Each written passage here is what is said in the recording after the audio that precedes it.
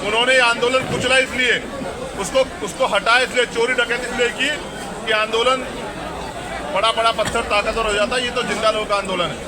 तो मेरा विश्वास है कि आंदोलन वहीं चलेगा, पूरे जोर शोर से चलेगा और आंदोलन जीतेगा भी, क्योंकि सबसे बड़ी ताकत हमारे पास संविधान है। इस संविधान के जरिए हम उनको सजा भी कराएंगे। अगर आज से काम नहीं चलेगा तो फिर हमें अपनी ताकत दिखाने के हम पे बहुत सारे तरीके आते हैं। हमने ये ताकत जामा मस्जिद में भी दिखाई है, हमने ये ताकत सतगुरु रविदास जी महाराज के जब गुरुघर टूटा उसमें भी दिखाई है, हमने ये आदत अभी 21 तारीख को भी दिखाई थी। और अगर दोबारा दिल्ली उस ताकत को देखना चाहती है तो दिल्ली का स्वागत। अगर मैं दलाल बन जाऊं, मैं गुलाम बन जाऊं, अपनी आवाज बंद कर दूं तो 1 मिनट में सब कुछ मेरे लिए भी आ जाएगा। लेकिन समझौता नहीं चाहिए। तुम नहीं खरीद सकते पैसे से मुझे कि 1 लाख की नौकरी का लालच दोगे। नौकरी नहीं।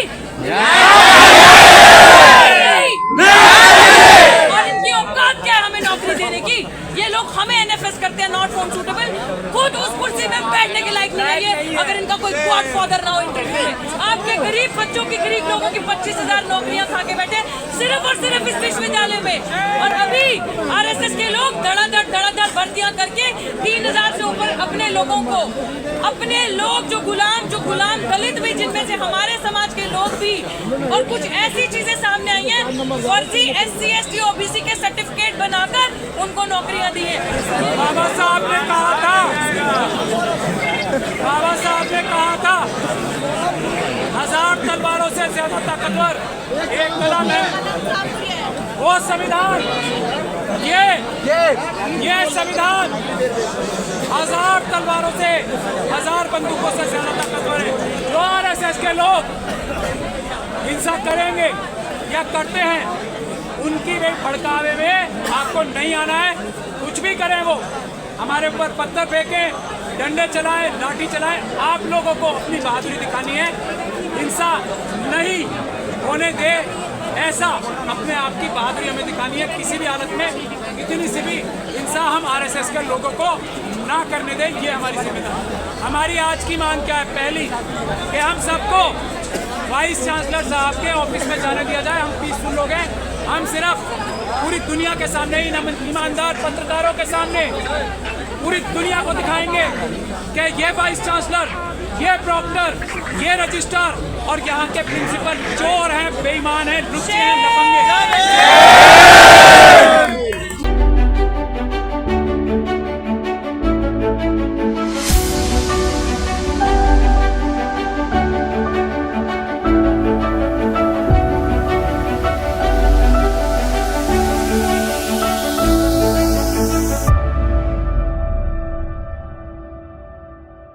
हमारी आवाज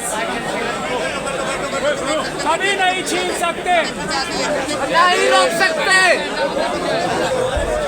ये जो लड़ाई है, और हम जो अम्बेडकरवादी हैं, कोई भी काम ऐसा नहीं करते जो कानून के दायरे से बाहर हो।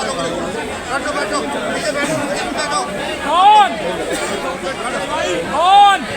कानून पे चल रहा है, कौन कानून पे नहीं चल रहा है, इसका मापदंड तय करने के लिए ये देखा जाना चाहिए कि हम लोग क्या कर रहे हैं।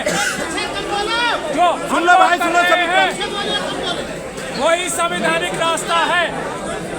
जो अम्बेडकरवादी नहीं है, वो जो करते हैं वो गैर संवैधानिक, गैर कानूनी काम होता है।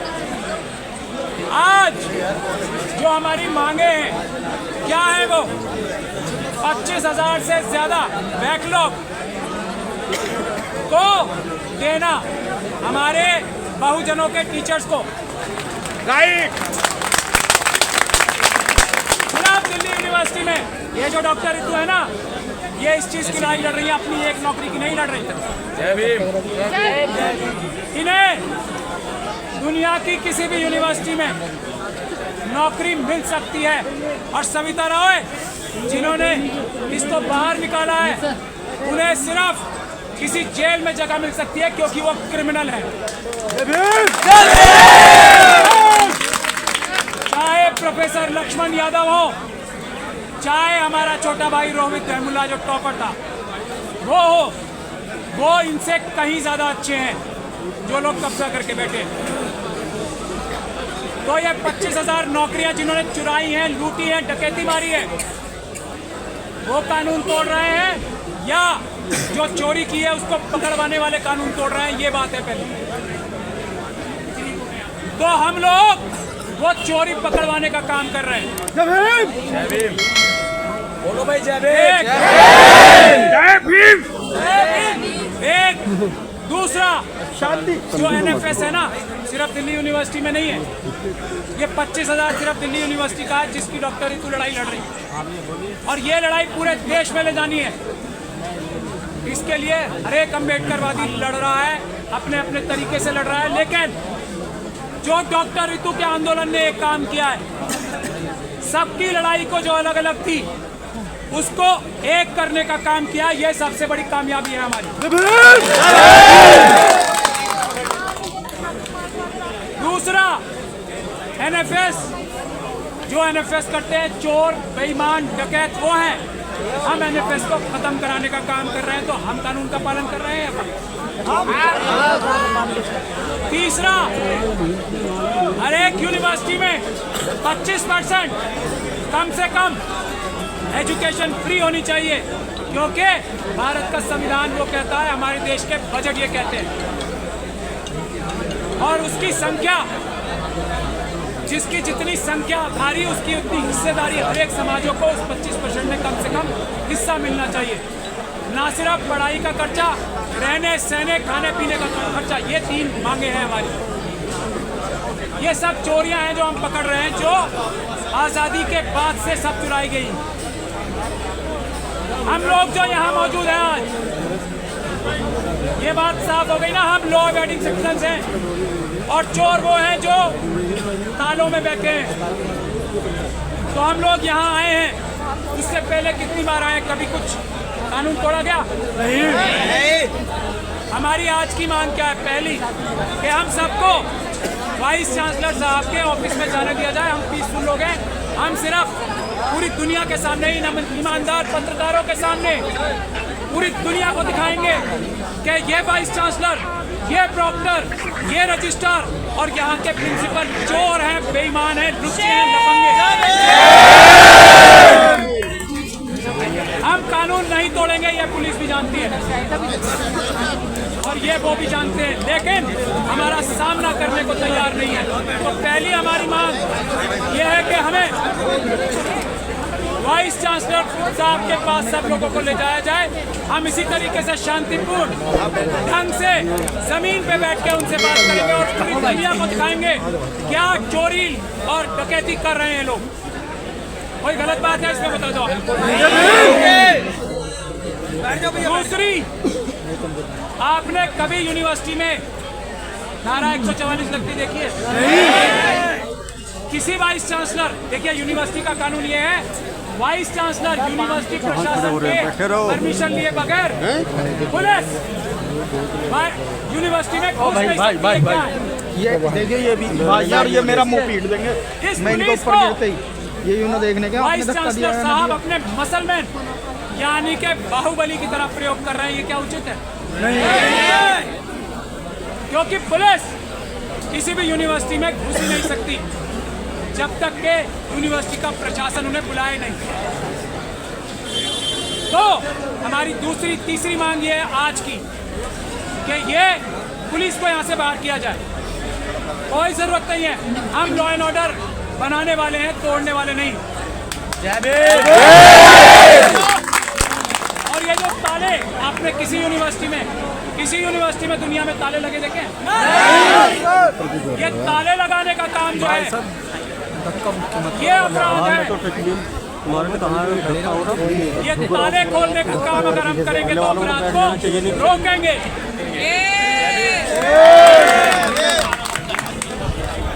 तो तीसरी बात, चौथी बात, जहाँ पर 145 दिन तक शांतिपूर्ण प्रदर्शन हुआ था, सिटिंग हुआ था, वहाँ दोबारा लगेगा। जब तक ये बताइए ये कोई गलत काम है? हम लोग 145 दिन तक वहाँ बैठे थे, हम साथ हैं। वहाँ कोई लॉ एंड ऑर्डर की प्रॉब्लम हुई?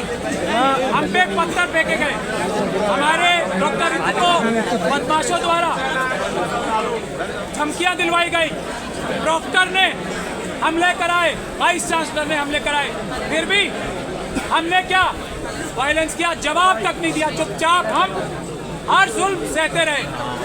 तो ये हमारा आंदोलन वहीं से चलेगा, दुनिया की कोई ताकत रोक नहीं सकती।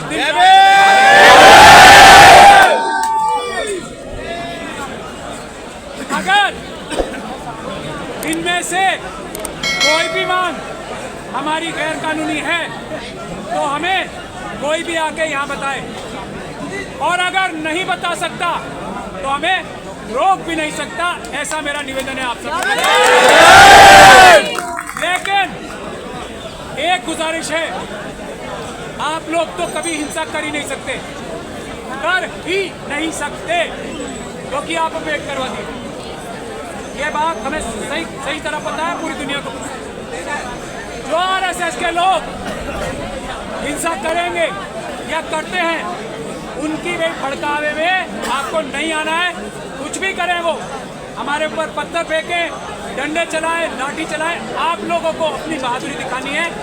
हिंसा नहीं होने दे, ऐसा अपने आप की बहादुरी हमें दिखानी है। किसी भी हालत में इतनी सी भी हिंसा हम आरएसएस के लोगों को ना करने दें, ये हमारी जिम्मेदारी है। हम साथ हैं, हम साथ हैं, हम साथ हैं, बाबा साहब ने कहा था, बाबा साहब ने कहा था 1000 तलवारों से ज्यादा ताकतवर एक कलम है, वो संविधान। ये संविधान 1000 तलवारों से, 1000 बंदूकों से ज्यादा ताकतवर है।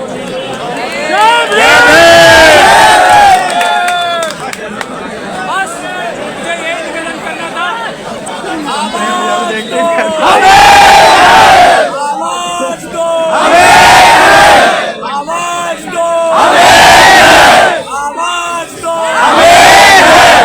डॉक्टर रितु संघर्ष करो। आप डॉक्टर रितु को सुने, और पुलिस के लोगों से मेरा आग्रह है, अगर पुलिस के कर्मचारी हमें सुन रहे हो तो जो प्रोटेस्ट में शामिल होने वाले साथी आ रहे हैं उनको रोका ना जाए, उनको इसलिए ना रोका जाए क्योंकि हम पुलिस सरकार के लोगों की चालों से अवगत है। मैं पुनः आग्रह करूंगा, हमारा जो आज का प्रोटेस्ट है पूर्ण रूप से संवैधानिक है और संविधान को मानने वाले लोग हैं, लेकिन जानबूझ के हमारे साथियों को रोक के इस तरह का माहौल बनाने का अगर पुलिस प्रयास करेगी तो ये अच्छा नहीं है।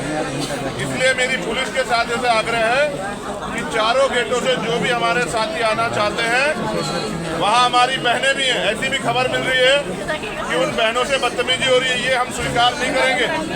इसलिए मेरा आग्रह है कि उन बच्चों को आने दिया जाए, उनको रोका ना जाए। अब मैं आग्रह करूंगा हमारी नेता छोटी बहन रितु से कि वो अपनी बात रखें। जय भीम,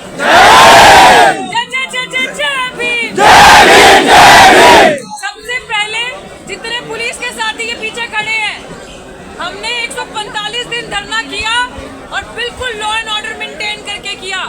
ये एसएचओ साहब सुन लो, कोई भी साथी हमारा रुकना नहीं चाहिए। और जैसे भाई ने भी कहा कि अगर कोई किसी महिला के साथ बदतमीजी कर रहा है और अगर आपने महिलाओं को वहां रोक के रखा है तो इसका नतीजा भुगतने के लिए फिर आप तैयार रहना। ये आपको ऑर्डर आप तोड़ रहे हो, हम नहीं।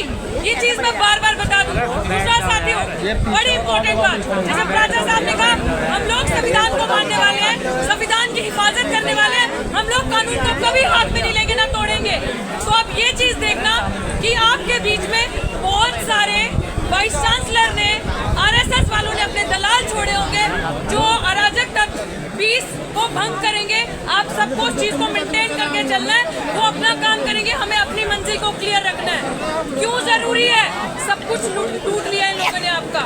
ये लोग, जैसे प्राचा साहब ने बताया, आपके गरीब बच्चों की, गरीब लोगों की 25,000 नौकरियां खा के बैठे सिर्फ और सिर्फ इस विश्वविद्यालय में। और अभी आरएसएस के लोग धड़ाधड़ भर्तियां करके 3,000 से ऊपर अपने लोगों को, अपने लोग जो गुलाम दलित भी, जिनमें से हमारे समाज के लोग भी, और कुछ ऐसी चीजें सामने आई हैं, फर्जी SC ST OBC के सर्टिफिकेट बनाकर उनको नौकरियां दी है।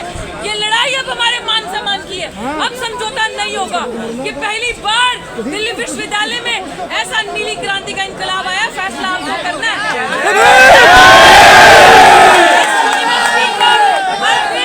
हर दिन इस यूनिवर्सिटी का बंकवाकरण हो रहा है। हर दिन इस यूनिवर्सिटी में शाखाएं लग रही है। हर दिन इस यूनिवर्सिटी में RSS की शाखाएं लग रही है। जिस जगह हम प्रोटेस्ट करते हैं, ठीक 10 कदम दूर RSS की शाखा लगती है। और यही पुलिस कर्मी जो खाकी के अंदर भगवा पहनकर उन लोगों को कुछ नहीं कहते, और हम लोगों को रोका जाता है यूनिवर्सिटी के अंदर जाने से, यूनिवर्सिटी में अपनी बात रखने से, हक की लड़ाई, सम्मान की लड़ाई लड़ने से। एक अपराधी आप सबके सामने, सभी तो रोए, अभी भी अपनी कुर्सी पे कार्यरत है। आप समझ सकते हैं, इसी अमित शाह पुलिस ने चार्जशीट जमा की उस अपराधी पे। तो आज मैं अपने साथियों से, भाई चंद्रशेखर आजाद, जिनकी वजह से आज ये लड़ाई हम इतने मजबूती से लड़ पा रहे हैं, जिनका मैंने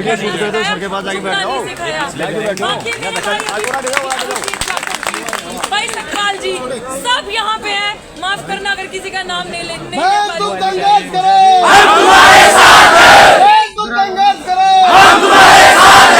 ये जो क्रांति अभी यहाँ होने जा रही है, साथियों याद रखना, पहले दिन कहा था सर पे कफन बांध के आए हैं, सफेद नहीं नीला। वापसी का रास्ता हमने नहीं देखा। हमारे हाथ में संविधान है। इन लोगों ने, आपके जो शरीफ लोग, शायद उनकी आवाज मेरे जितनी बुलंद नहीं होगी, शायद उनकी आवाज मेरे जितनी ताकतवर नहीं होगी। पता नहीं क्या मजबूरी होगी उनकी कि अगर 10 लोगों का परिवार है तो एक इंसान कमाने खाने वाला है। उन लोगों की थाली से निवाला छीना इन लोगों ने। 22-22 साल, 15-15 साल, 10-10 साल से पढ़ाते लोग दिल्ली विश्वविद्यालय में इन्होंने निकाल दिए, क्योंकि उनका कोई माई बाप नहीं था इंटरव्यू में बैठा हुआ, उनके पास पैसे नहीं थे देने के लिए। और एक बड़ी खबर पूरे सबूतों के साथ मैं आपको बताती हूँ भाई, आपके भी संज्ञान में ला रही हूँ। एक रामजस कॉलेज, इस लाल बत्ती पे रामजस कॉलेज में चेयरमैन के साथ सेटिंग करके सब सबूत है हमारे पास। वो काम हम नहीं कर सकते। हमारे बाबा साहब ने बोला है संघर्ष करो, शिक्षित बनो, पढ़ो लिखो। हम नहीं किसी को फोन कॉल आधी रात को 1800 फोन कॉलें करके और हम नौकरी लें। हमारे अंदर वो चीजें नहीं है। हम गुलामी नहीं करेंगे, हम अपने कैरेक्टर से समझौता नहीं करेंगे। लेकिन यहाँ पे इस तरीके से नौकरियां दी जा रही हैं, इस तरीके से पैसे से और महिलाओं के मान सम्मान से खेलकर, और हमारे मान सम्मान की लड़ाई हम लड़ेंगे। हम अपनी किसी भी बहन को ऐसा गंदा काम करने के लिए मजबूर नहीं होने देंगे एक नौकरी लेने के लिए। ये भाई आप लोगों के प्रति कि किस तरीके से महिलाओं को करके यहाँ पे नौकरियां दी जा रही है। तो मैं चाहती हूँ, अरे रुक जाओ रे,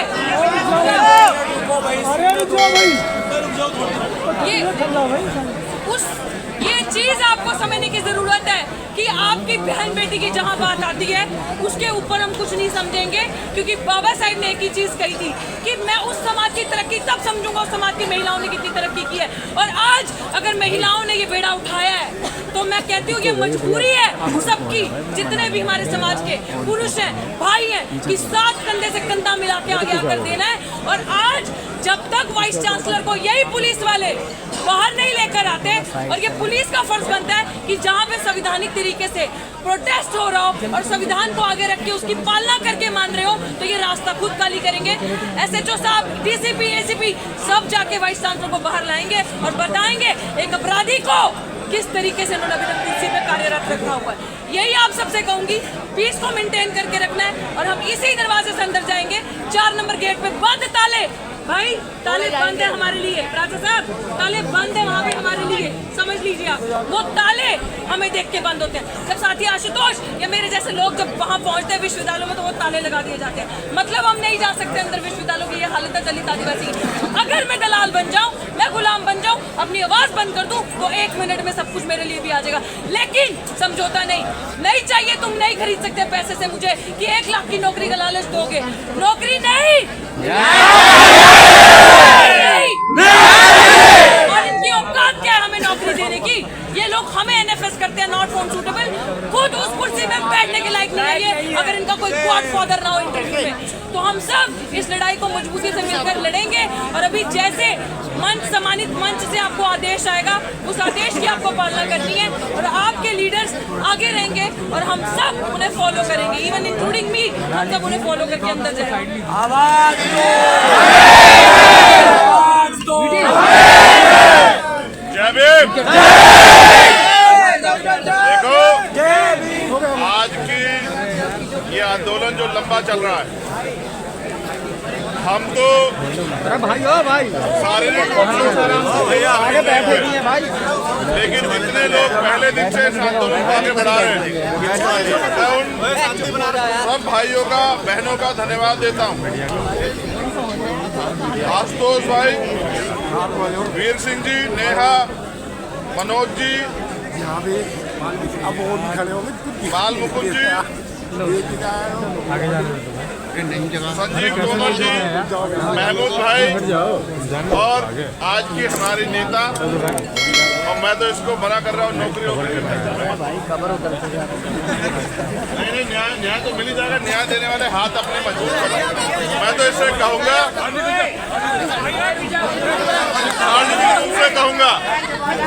कि ऐसी धारदार आवाज को पार्लियामेंट में होना चाहिए।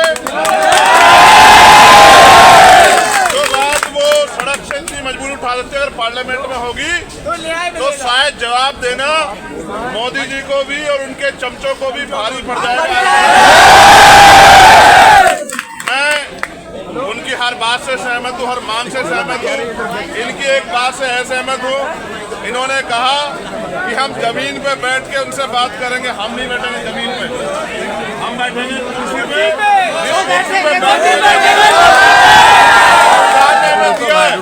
क्योंकि ये वकील है, अनुशासित है, इसलिए हमें कोशिश करते हैं कि हमारे आंदोलन को कोई परेशानी ना हो। ये सच है, आंदोलन को कुचलने के लिए सरकार तरह तरह के हथकंडे अपनाएगी, लेकिन याद रखो, ये भी रोटी खाते हैं, हम भी रोटी खाते हैं। हम किसी भी कीमत पे अपने आंदोलन को पीछे हटने नहीं देंगे। दूसरी बात, भाई को घर पे लेके चले जाओ, खाना पीना। मैंने एक मांग की थी कि जो लोग सड़क पे हैं उनको आने दिया जाए। मेरा ऐसा विश्वास है कि हमारी बात कह रहे हैं यार, मीडिया कवरेज करने में अब हम जो आगे की हमारी तैयारी है, हम लोग उस पर चलेंगे। और फिर आपसे कह रहा हूँ, एक दिन में कोई लड़ाई नहीं जीती जाती, घर पे कोई लड़ाई नहीं। अभी तो आप ये चाहते हो कि वो गिरफ्तार हो जाए, अभी तो उनको सजा मिलेगी। अभी लड़ाई बहुत लंबी है। हमारे लोग एक बार में सोच रहे थे कि लड़ाई खत्म हो गई। अभी आपको कई बार अपनी ताकत का प्रदर्शन करना पड़ेगा। और मैं एक और छोटी बात कहता हूँ, छोटी इसलिए कह रहा हूँ क्योंकि बड़ी बात कह के कुछ होता नहीं है। अगर आज से काम नहीं चलेगा तो फिर हमें अपनी ताकत दिखाने के हम पे बहुत सारे तरीके आते हैं। हमने ये ताकत जामा मस्जिद में भी दिखाई है, हमने ये ताकत सतगुरु रविदास जी महाराज के जब गुरुगढ़ टूटा उसमें भी दिखाई है, हमने ये आदत अभी 21 तारीख को भी दिखाई थी। और अगर दोबारा दिल्ली उस ताकत को देखना चाहती है तो दिल्ली का स्वागत, दोनों हाथ से स्वागत है। इतिहास गवाह है, इतिहास गवाह है। जिस दिन हम दिल्ली आते हैं ताकत से, उस दिन के बाद दिल्ली में अच्छे अच्छों के मैंने मना किया कि मैं घोषणा नहीं करूंगा, वरना यूनिवर्सिटी की हो जाएगी छुट्टी और धारा लग जाएगी 144 और दिल्ली में मना हो जाएगा कि भाई कुछ नहीं करना। अभी तो सिर्फ ये बताने के लिए है कि इसको देखो, असल लड़ाई उस दिन है। ये तो लड़ी रही है, बोल भी रही है और भाई सब लोग इसके साथ है, भीम आर्मी BSF के लोग भी साथ हैं, लेकिन इसके आंसू नहीं देख पाया मैं। देखो सच बात ये, बहनों को रोते हुए देखना ये मेरे बस की बात थी। जब ये उस दिन रोई ना तो ऐसा लगा कि क्या कर दें। और हिमांशु जानते हैं इस बात को, मैंने 1 तारीख को कहा था हिमांशु से कि एक दिन का मैं समय निकाल के आता हूँ, लोकसभा से चलेंगे, लेकिन उससे पहले ही सब गड़बड़ हो गया। देखो वो बहुत तेज है, हमारे फोन सुन रहे हैं महमूद भाई, उनको पता लग जाता है कि कब हम क्या करने वाले, इसलिए पहले तैयारी कर लेते हैं। उन्होंने आंदोलन कुचला इसलिए, उसको हटाया इसलिए, चोरी डकैती इसलिए की कि आंदोलन बड़ा बड़ा पत्थर ताकतवर हो जाता है, ये तो जिंदा लोग का आंदोलन है। तो मेरा विश्वास है कि आंदोलन वहीं चलेगा, पूरे जोर शोर से चलेगा और आंदोलन जीतेगा भी, क्योंकि सबसे बड़ी ताकत हमारे पास संविधान है। इस संविधान के जरिए हम उनको सजा भी कराएंगे और जो 25,000 वैकेंसियां बैकलॉग बाकी है उसको पूरा भी कराएंगे। और यूनिवर्सिटियों में जो एक और बात बताई तथ्यों के साथ, रितु ने कहा कि मेरे पे जानकारी है कि अपमानित होके सौदा करके बहन बेटियां यहाँ नौकरी करना चाहती, इस व्यवस्था को हम लोग डायनामाइट लगा के उड़ा देंगे अगर किसका दिमाग खराब है। दिखावे के लिए नहीं करते हैं कि हम बहन बेटियों का सम्मान करते हैं, हम भाजपा आरएसएस के लोग इतना नहीं है, हम सम्मान दिल से करते हैं और करते हैं और करते रहेंगे।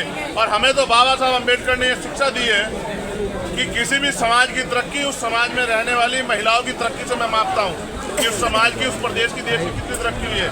इसलिए अब जो आदेश होगा, जो लोग लीड कर रहे हैं, आज मैं आगे कहूँ कि मेरे हिसाब से करो, ये मेरी आदत है, मैं रितु से कहूँगा जो आज वो कहेगी हम अपने खून का एक कतरा चुका के वो करके दिखाएंगे, उसको पीछे नहीं जाने देंगे, मेरा वादा। जेल जाना पड़े, मुकदमा चले, गोली चल जाए, लाठियां चल जाए, कुछ नहीं हो जाए, दम है तेरे दमन में कितना, दम है तेरे दमन में कितना, सरफरोशी की तमन्ना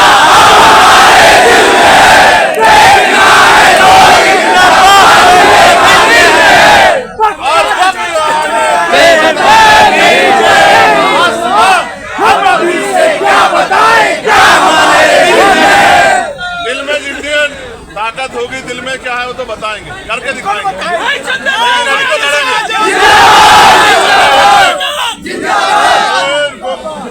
एक आग्रह है, आंदोलन तब कामयाब होता है जब वो अनुशासित होता है। आगे चलेंगी बहनें, कौन चलेगा आगे? और बहनों से 3 फीट की दूरी बना के चलेंगे हम लोग। अगर कोई मदद करने आए तो फिर अनुशासन में चलना, ऐसा नहीं कि भाग भाग के आगे जाओ। वो इस बात से आइडिया लगा लेंगे कि ये जिम्मेदार लोग नहीं है, जिम्मेदार बनो, नहीं बनोगे कुचले जाओगे, एक एक करके सबका नंबर आएगा। इसलिए धन्यवाद और आपसे आग्रह, जैसा रितु आदेश करेगी, हमारे दोनों लीडर महेश भाई, हिमांशु जी और नरेंद्र भिकुराम जैन साहब, ये तीनों हमें गाइड करेंगे, हम इनके हिसाब से रितु की बात के साथ आगे बढ़ेंगे। धन्यवाद। जय भीम।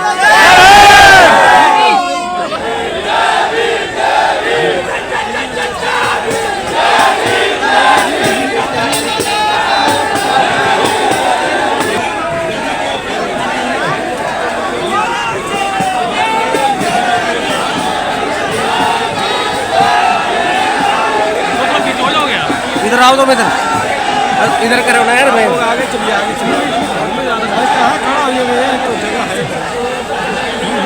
चलो इधर चलो।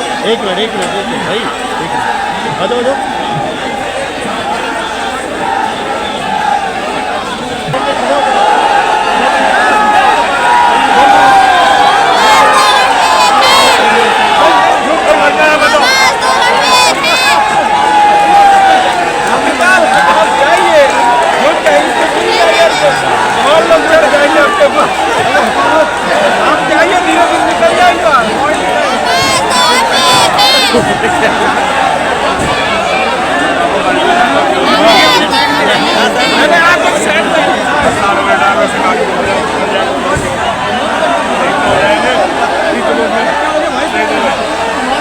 आप कितना अत्याचार कर रहे हैं बताइए।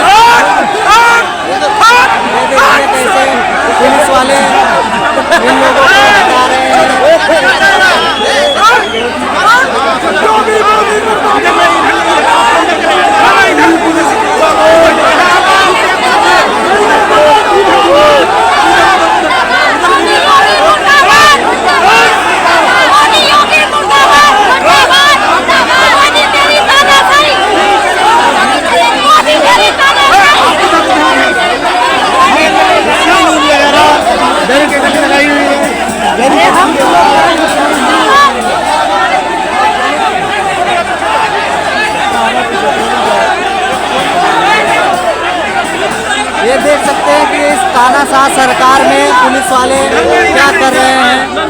यहाँ पर एक भी लोगों को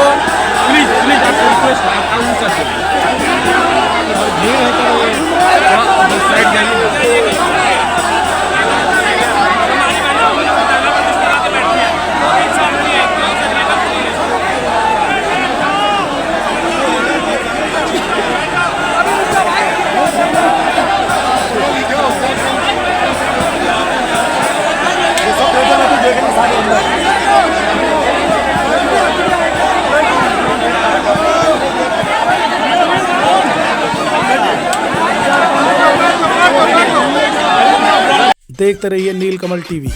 आपको अगर हमारा वीडियो अच्छा लगता है तो हमारे चैनल को सब्सक्राइब करिए, वीडियो को लाइक करिए, शेयर करिए। धन्यवाद।